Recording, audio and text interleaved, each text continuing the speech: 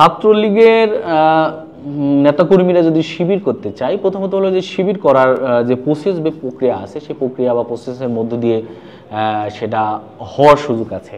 বিভিন্ন ছাত্রলীগের কমিটিতে থাকা বিভিন্ন ক্যাম্পাসের পদধারী ব্যক্তিরা বর্তমান বিভিন্ন ছাত্র সংগঠনের নতুন নতুন কমিটিতে আসা শুরু করছে এবং ছাত্র শিবিরের সাংবিধানিকভাবে ছাত্র শিবিরের কোনো জনশক্তি অন্য কোনো সংগঠনের সাথে সম্পৃক্ত থাকতে পারবে না। ছাত্রলীগের নিষিদ্ধ হওয়ার বিষয়টা জাতির কাছে স্পষ্ট। এই গণহত্যায় তারাও নেতৃত্ব দিয়েছে।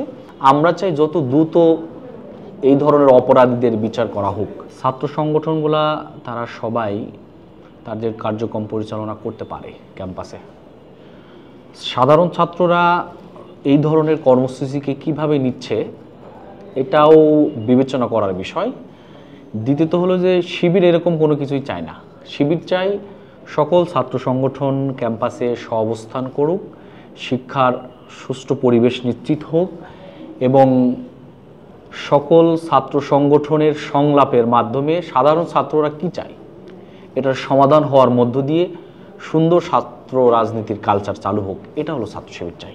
ছাত্র শিবির ক্যাম্পাসে এককভাবে থাকবে, অন্যান্য ছাত্র সংগঠন থাকবে না, এ ধরনের কোনো কার্যক্রম বা এই ধরনের কোনো চিন্তাতে ছাত্র শিবির বিশ্বাসী না। ছাত্র শিবির চাই সকল ছাত্র সংগঠনগুলো ক্যাম্পাসে আসুক এবং তাদের অবস্থা নিশ্চিত করুক।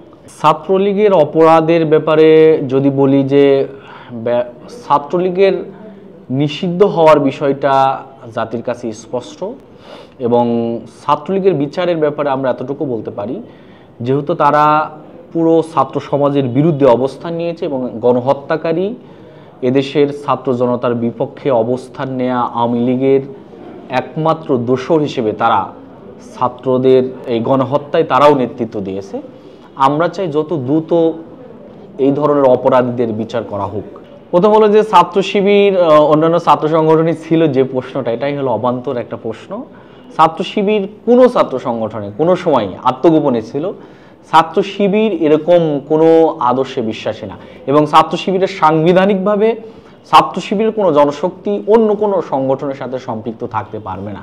যারা আমাদেরকে অভিযোগ করেছে এটা নিছক একটা অভিযোগ এবং সত্যটা ভিন্ন কথা।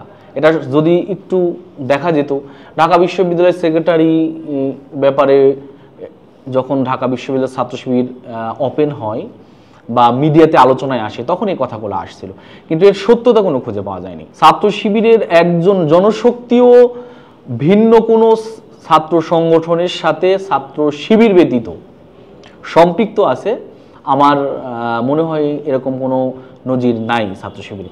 তবে আমরা এটা দেখতে পাচ্ছি বিভিন্ন ছাত্রলীগের কমিটিতে থাকা বিভিন্ন ক্যাম্পাসের পদধারী ব্যক্তিরা বর্তমান বিভিন্ন ছাত্র সংগঠনের নতুন নতুন কমিটিতে আসা শুরু করছে। মিডিয়াতে খুবই স্পষ্ট হচ্ছে এবং এই কথাগুলো খুবই আলোড়ন সৃষ্টি করছে। কাজে আমার মনে হয় যে এরকম কিছু সংগঠন যারা হলো ছাত্রলীগকে পুনর্বাসন করা, নিজেদের ছত্রছায়ায় নিয়ে আসা অথবা ছাত্রলীগের বিরুদ্ধে মামলার ক্ষেত্রে অন্যরা মামলা যেন না করা হয়, এরকম কিছু ছাত্র সংগঠনও আছে যারা প্রেশার ক্রিয়েট শুরু করছে। আমরা চাই এদেরকে এই ধরনের কার্যক্রম বন্ধ হোক, ছাত্রলীগ যারা অপরাধী তাদের বিচার হোক। মাঠের অলরাউন্ডার আমি আর ঘরের অলরাউন্ডার টাইলক্স।